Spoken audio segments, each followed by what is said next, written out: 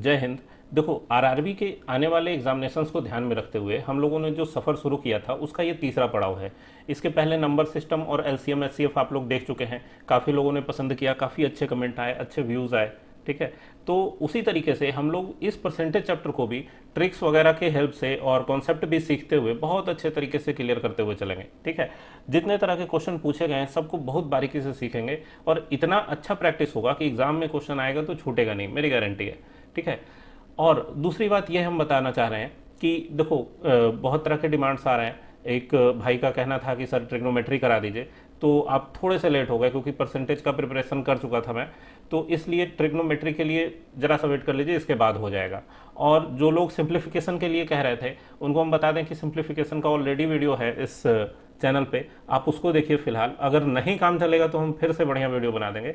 लेकिन हम लोग हर चैप्टर में जो ट्रिक्स और कॉन्सेप्ट सीख रहे हैं ना, वही सिंप्लीफिकेशन है। सिंप्लीफिकेशन का मतलब क्या है कि चीज़ों को आप आसानी से सरलीकरण कैसे करते हैं, कैसे यूनिट डिजिट का मेथड लगाते हैं या और भी जो चीज़ें, तो वो हम लोग हर चैप्टर में करते जाएंगे क्वेश्चन के अकॉर्डिंग। ठीक है, तो सिंप्लीफिकेशन वास्तव में कोई अलग से चैप्टर नहीं है, वो सभी चैप्टर्स में कैलकुलेशन के जो ट्रिक्स होते हैं उनको जमा करके बनाया हुआ रहता है।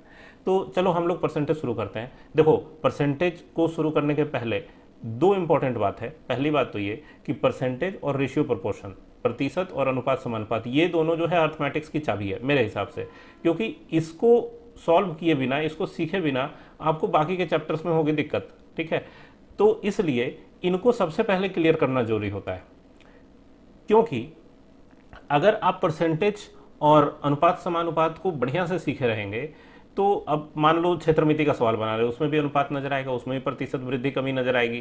तो ये जो है बिना पूछे किसी भी चैप्टर में घुस जाता है, तो इसको सीखना जरूरी है। तो सबसे पहले ये सीखो कि प्रतिशत है क्या। देखो भाई, प्रतिशत का मतलब जो होता है, हिंदी में जब हम लोग प्रतिशत कहते हैं तो प्रति का मतलब होता है हर एक, है ना। प्रति का मतलब क्या होता है, हर एक।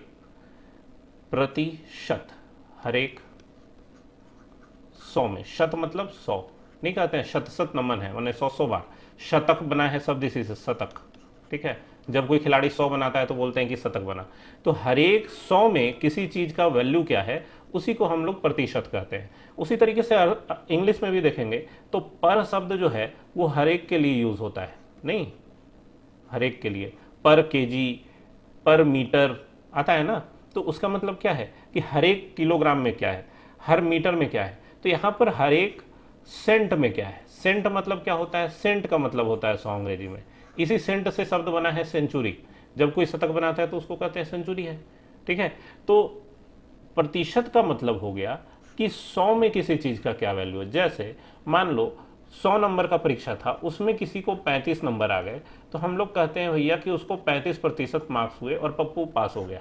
ठीक है, लेकिन अगर किसी को बोला जाए कि भाई आपका 75 नंबर का एग्जाम था, उसमें आपने 30 नंबर लाए हैं, तो इसका प्रतिशत क्या होगा, तब आपको हर एक 100 में निकालना पड़ेगा। मतलब क्या करना पड़ेगा भाई, 30/75 तो है ही, और इसको कोई अगर 100/100 से गुना करेगा तो करते क्या है कि ऊपर वाला 100 से काटकूट मचाते हैं, नीचे वाला को बचा के रखते हैं। ठीक है, तो देखो 25 चौका 100, 25 तिया 75, ध्यान से समझते जाना, ये बहुत छोटी छोटी बात है लेकिन आगे काम आएगा।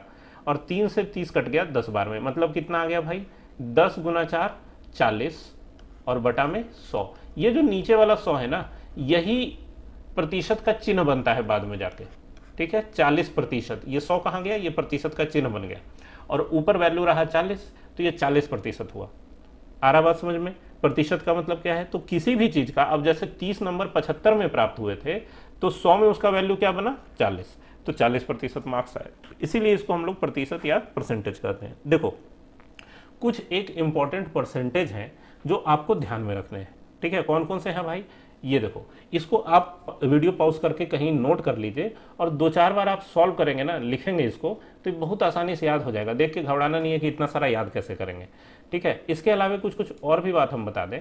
जैसे मान लो कि 5%, ठीक है, जैसे कहते हैं ना कि 5% है। ध्यान से समझते जाना, अभी थोड़ा देर तक बेसिक चलेगा, उसके बाद हम लोग क्वेश्चन भी करेंगे। क्योंकि प्रतिशत को अगर महसूस नहीं कर पाएंगे ना, तो फिर ट्रिक्स लगाने में, मेरे ट्रिक्स कोई रेडीमेड ट्रिक्स नहीं होते हैं। मेरे ट्रिक्स जो होते हैं कॉन्सेप्ट बेस्ड होते हैं। आपका कॉन्सेप्ट क्लियर होगा, ट्रिक बहुत धड़ाधड़ लगेगा। ठीक है, देखो 5% जो होता है उसको हम लोग 5/100 कहते हैं। ठीक है। तो अगर 5 से कोई 100 को काट ले तो क्या आता है भाई, 1/20 आता है। ये तो बहुत अच्छे से आप लोग को पता है। तो 10% का मतलब क्या हो जाएगा, जहां आप 10% देखेंगे आपके दिमाग में आना चाहिए कि 2/20 या कहें 1/10 है, ठीक है। उसी तरीके से कहीं 15% आएगा तो इसका मतलब क्या हो जाएगा, 3/20, है ना। 20% आएगा तो इसका मतलब क्या होगा, 4/20, और 4/20 को फर्दर हम लोग काटकूट में जाएंगे तो 1/5 आ जाएगा। उसी तरीके से कोई 25% दिखेगा तो उसका मतलब क्या होगा, 5/20। तो मेरे कहने का मतलब ये है कि अगर आपको एक पता है तो बाकी के बहुत आसानी से आप निकाल सकते हैं, ठीक है। अगर कहीं आप देख लें कितना, मान लो 65%, तो हम लोग के दिमाग में आना चाहिए कि अच्छा 5% है 1/20, तो 5 का 13 गुना है 65, तो जरूर 13/20 होना चाहिए। आ रहा बात समझ में।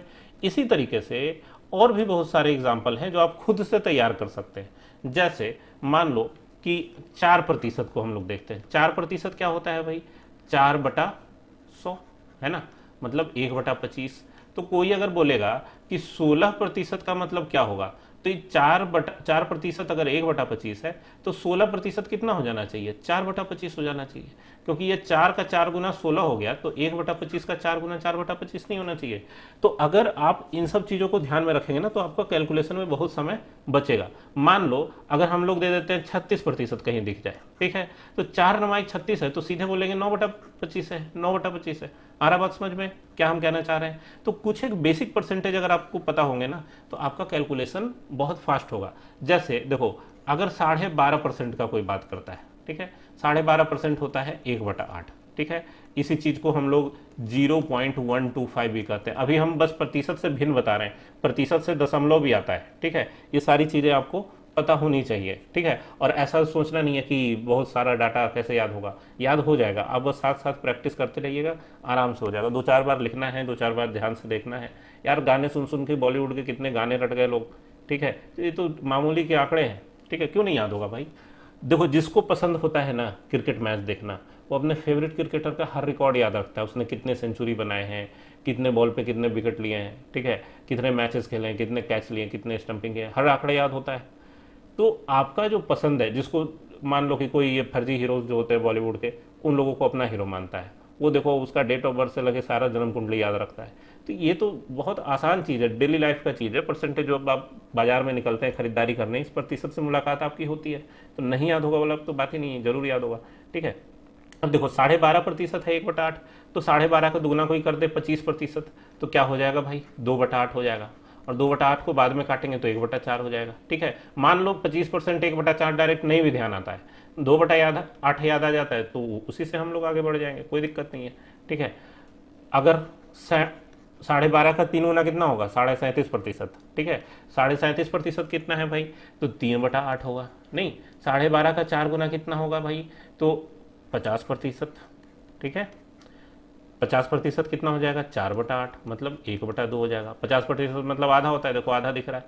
25% का मतलब 1/4 होता है, तो 1/4 दिख रहा है। अब बोलो कि 5 गुना कितना होगा सर, तो 5 गुना कितना हो जाएगा। देखो, एक मेरे चैनल पे एक वीडियो अपलोडेड है, 1.25 का पहाड़ा, 1.25 का, ठीक है, और एक 2.5 का पहाड़ा, 2.5 का पहाड़ा याद अपलोडेड है, ठीक है। अभी भी उस पर व्यूज़ आ रहे हैं, बहुत पहले जब शुरू शुरू में चैनल बनाया था तभी डाला था। तो ये दोनों जो है ना बहुत इंपॉर्टेंट है, ठीक है। मेरे दादाजी से सीखने के लिए मिला था मेरे को, लेकिन मेरे डेली लाइफ में, मेरे कैलकुलेशन में बहुत काम करता है। जैसे इस 1.25 के पहाड़ा को देखो, अगर एक पॉइंट घसका दिया तो ये 12.5 बना। अब 12.5 को गुनज में जो भी दिखेगा ना, हमको पता चल जाएगा कि उस 1.25 वाला हिसाब में है, 1.25 के पहाड़ा में आ रहा बात समझ में। तो देखो, आपको यहाँ भी हम बता देते हैं, क्योंकि हो सकता है आप लोग ना ढूंढ पाए, तो ध्यान रखना है, या पॉज करके आप नोट भी कर लीजिएगा। 1 सवे सवैया, 2 सवे अढ़ैया, ठीक है। अभी हम बताते हैं, यहाँ पे देखो, देखो 1 सवे सवैया, 2 सवे अढ़ैया, 3 सवैये 3.25, ठीक है, 3.75, 4 सवैये 5, 5 सवैये 6.25, 6.25, 5 सवैये 6.25, 6 सवैये 7.5, 7 सवैये 9.25, 8 सवैये 10, 9 सवैये 11.25 और 10 सवैये 12.5, ठीक है। तो इसको अगर आप याद रखेंगे, देखो पहले के ज़माने में ये सब चीज़ चलता था, अब लोग भूल गए ना 1 जा 2 जा करने में, लेकिन हम लोग का जो देसी गणित था उसमें ये सब चीज़ें थी, ठीक है। क्योंकि लोग उस समय चवन्नी अठन्नी का काम ही होता था, तो याद रखना पड़ता था, उस समय के कैलकुलेशन में ये सब चीज़ें थी, ठीक है। और 2.5 का देख लो, 2.5, ठीक है। एक अढ़ैया अढ़ैया, दो अढ़ैये 5, तीन अढ़ैये 7.5, चार अढ़ैये 10, पाँच अढ़ैये 12.5, 10 अढ़ै 5 अढ़ैये 12.5, 6 अढ़ैये 15, 7 अढ़ैये 17.5, 8 अढ़ैये 20, 9 अढ़ैये 22.5 और 10 अढ़ैये 25। ठीक है, ये अढ़ाई का पहाड़ा हो गया, ये सवा का पहाड़ा हो गया। रट लेना है इसको, ठीक है, बहुत मजा आएगा और कैलकुलेशन बहुत फास्ट हो जाएगा। आ रहा बात समझ में? तो ध्यान रखिएगा इसको। अगला बात देखा जाए, देखो यहाँ फ्रैक्शन से परसेंटेज और डेसिमल दिया हुआ है, तो ये भी चीज़ें जो है, अब 1/12 है तो 8.33 होता है, 1/10 10% होगा, 1/8 देखो 12.5 आप लोग को बताया हुआ है, तो 1/8 12.5 है, तो 2/8 मतलब 1/4 कितना होगा 25%, 3/8 कितना होगा भाई तो 37.5%। उसी तरीके से 4/8 मतलब 1/2 का मान देखो 50% होगा, 5/8 क्या होगा भाई तो 12.5%, 6/8 मतलब 6/8 कितना हो जाएगा 3/4, ठीक है, कितना होगा भाई 75%। 7/8 भी दिया हुआ है यहाँ, और 8/8 मतलब 1, ठीक है, तो दिख रहा है ना, ये बहुत इंपॉर्टेंट वाला है इसलिए हर जगह नजर आएगा। 1/6 का मान इतना होगा 16.66% या 16.67% भी कहते हैं, तो 1/6 अगर इतना दिख रहा है तो 1/12 तो उसका और आधा हो गया, इसीलिए 8.33 दिख रहा है, और इसका दुगना करोगे तो 2/6 मतलब 1/3 दिखेगा, जो कि यहाँ दिख रहा है 33.33%। ठीक है, 2/3 हो गया, 3/3 करोगे तो 1 हो जाएगा, 100% हो जाएगा। आ रहा बात समझ में? उसी तरीके से देखो यहाँ 2/5 का मान 40% दिया है, तो 1/5 का मान 20% होगा, नहीं 2/5 हो गया, 3/5 का मान भी दिया हुआ है 60%। तो आ रहा बात समझ में किस तरीके से सॉल्व करना है? चलो नेक्स्ट हम लोग देखते हैं क्या है। पहला नंबर क्वेश्चन है कि एक नगर की जनसंख्या में प्रतिवर्ष 10% की वृद्धि होती है, यदि वर्तमान जनसंख्या 20% है तो अगले वर्ष इसकी जनसंख्या क्या होगी। तो भाई 20,000 है अभी जनसंख्या, 10% की वृद्धि करोगे तो 20,000 का 10% कितना होता है, 2,000 बढ़ जाना चाहिए, इसमें 22,000 होना चाहिए। आंसर ऑप्शन नंबर बी होगा। अगर आप ध्यान से देखेंगे तो आपको मन करेगा कि क्या हम गाली दे दें, क्योंकि अब इसमें देखो 3 ऑप्शन जो है 20,000 से भी कम दे दिए हैं। भाई 10% की वृद्धि हो रही है तो भाई 10% से बड़ा ऑप्शन देते ना, इतना बचकाना ऑप्शन कोई कैसे दे सकता है भाई। आरआरबी बोर्ड, आप जरा सोचिए, अगर कुछ कह दे आदमी तो बीप की आवाज़ लगानी पड़ जाएगी यहाँ पे। खैर छोड़ो, हटाओ, दिमाग अपना खराब करने से फायदा नहीं है, हम लोग ऑप्शन पकड़ के आंसर कर चुके हैं। यदि किसी गांव की जनसंख्या 5 वर्ष में 1,75,000 से बढ़कर इतना हो जाती है तो जनसंख्या में प्रति वर्ष होने वाली औसत वृद्धि ज्ञात कीजिए। ठीक है, अब देखो यहाँ औसत वृद्धि की बात है।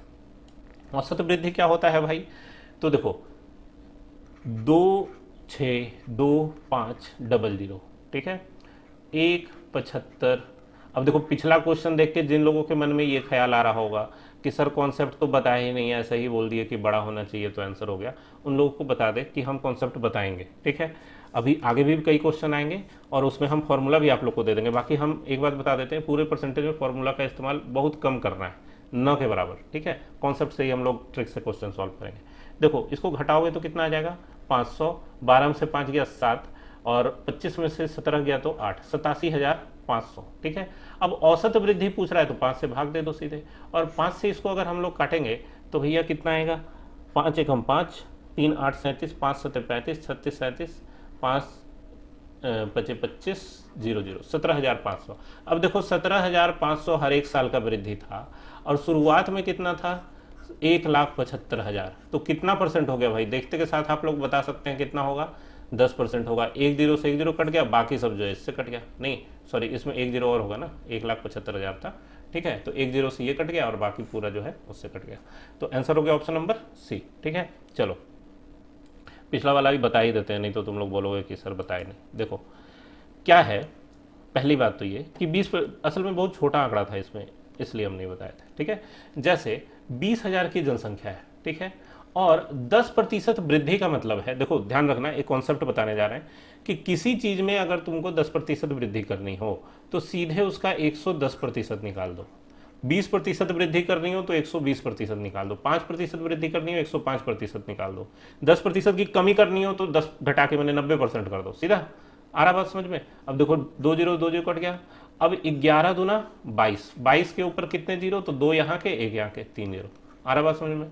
तो सॉल्व करने में भी ज़्यादा कुछ नहीं था, ये ऑप्शन खराब दिया था इसलिए हम लोग इस पर ज़्यादा दिमाग नहीं लगाया। अब देखो अगला क्वेश्चन क्या कह रहा है कि एक जीवाणु की आबादी पहले 10 मिनट में 6%, फिर अगले 10 मिनट में 10% की दर से बढ़ती है, तो 20 मिनट के पश्चात उनकी आबादी में हुई कुल प्रतिशत वृद्धि ज्ञात कीजिए। ठीक है, देखो जब किसी एक आंकड़े को, ठीक है, कोई भी एक आंकड़ा है, उसको पहले हम लोग x% चेंज करते हैं, फिर y% चेंज करते हैं। देखो हम वृद्धि या कमी नहीं बोल रहे हैं, हम चेंज बोल रहे हैं, परिवर्तन।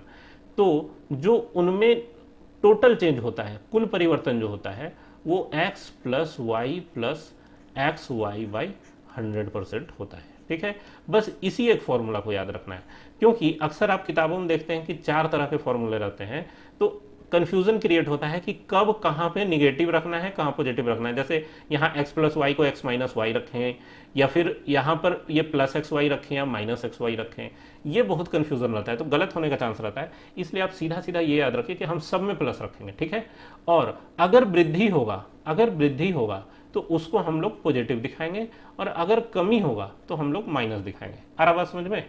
अब देखो इस क्वेश्चन में क्या कहा जा रहा है कि पहले 10 मिनट में 6% और अगले 10 मिनट में 10% की दर से बढ़ती है। ठीक है, मतलब कि 6% की वृद्धि है और 10% की वृद्धि है, दोनों का दोनों वृद्धि है ना, तो इसका मतलब x भी पॉजिटिव y भी पॉजिटिव, तो इसका मतलब हम लोग ये कहेंगे कि 6 प्लस 10 प्लस 6 गुना 10 बटा में 100। आ रहा बात समझ में? एक जीरो से एक जीरो कट गया, 10 6 16 पॉइंट 6 बटा 10 का मतलब 0.6, 16.6 आ गया इसका आंसर, ऑप्शन नंबर बी। ठीक है, तो ये हो गया क्वेश्चन नंबर 3। क्वेश्चन नंबर 4 देखा जाए क्या कह रहा है कि एक कस्बे की जनसंख्या 10,000 है, यदि पुरुषों की जनसंख्या में 5% और महिला की जनसंख्या में 10% वृद्धि होती है तो जनसंख्या इतनी हो जाएगी, कस्बे में महिलाओं की वर्तमान संख्या कितनी है। ठीक है, क्वेश्चन नंबर 4। देखो वैसे तो इसको अगर मेथड से बनाओगे तो थोड़ा सा लंबा जाएगा, ठीक है, लेकिन हम ये कहना चाहते हैं कि देखो 10,000 जनसंख्या था, अब हो गया 10,800, और पुरुष की जनसंख्या 5% बढ़ी, महिला की जनसंख्या 10% बढ़ रही है, तो टोटल वृद्धि जो है ना वो हमको दिख रहा है कि केवल 800 है। और आंसर में क्या पूछ रहा है? महिलाओं की संख्या। ठीक है, तो ये बहुत पॉजिटिव बात है कि एग्जैक्टली एक साफ सुथरा चीज पूछा जा रहा है, जो क्वेश्चन में दिया है उसी टाइप का चीज। पुरुष महिला का संख्या दिया है तो महिला का संख्या पूछा जा रहा है, तो हम लोग बहुत आसानी से ऑप्शन चेक कर सकते हैं। ठीक है, अब जैसे मान लो अगर महिला का संख्या 7,000 होता तो 7,000 का 10% कितना होता? 700। ध्यान से समझना। और पुरुष कितने हो जाते? 10,000 में 7,000 घटा के 3,000। 3,000 का 5% कितना होता? तो भाई 3,000 का 5% होता है, कितना होता है भाई? देखो 2 जीरो कट गया, 150, है ना, केवल 150। तो 700 प्लस 150 करोगे तो 850 आएगा, 800 तो आएगा नहीं। आई बात समझ में? तो ये 700 लेने पर, 7,000 लेने पर थोड़ा सा बढ़ गया, तो हम लोग 7,000 से थोड़ा कम वाला चेक करते हैं, 8 वाला नहीं चेक करेंगे। ठीक है, 6,000 वाला चेक कर लो। 6,000 का 10% क्या होगा भाई? 600। और पुरुष कितने हैं? तो अगर 6,000 महिला हुई तो पुरुष होंगे 4,000, और 4,000 का 5% कितना होगा? तो 200 होना चाहिए, नहीं 200। आ गया, काम खत्म हो गया, आंसर हो गया ऑप्शन नंबर बी। ठीक है, लेकिन आप कहेंगे कि सर ये तो थोड़ा सा बड़ा लग रहा है, तो बड़ा देखो इसलिए लग रहा है क्योंकि कैलकुलेशन अभी आप लोग उतनी गति में नहीं कर सकते हैं, नहीं तो ये छोटा है। अभी हम इसका सॉल्यूशन भी आप लोग को दिखाएंगे, तब आप देख के बोलिए कि नहीं सर यही वाला ठीक है। देखो जैसे सॉल्यूशन क्या है कि अगर महिला का पूछा जा रहा है ना, तो महिला मान लो x, ठीक है, महिला जो है, महिला उसको मान लिया जाए x, और पुरुष क्या हो जाएंगे भाई? पुरुष हो जाएंगे 10,000 घटाओ x।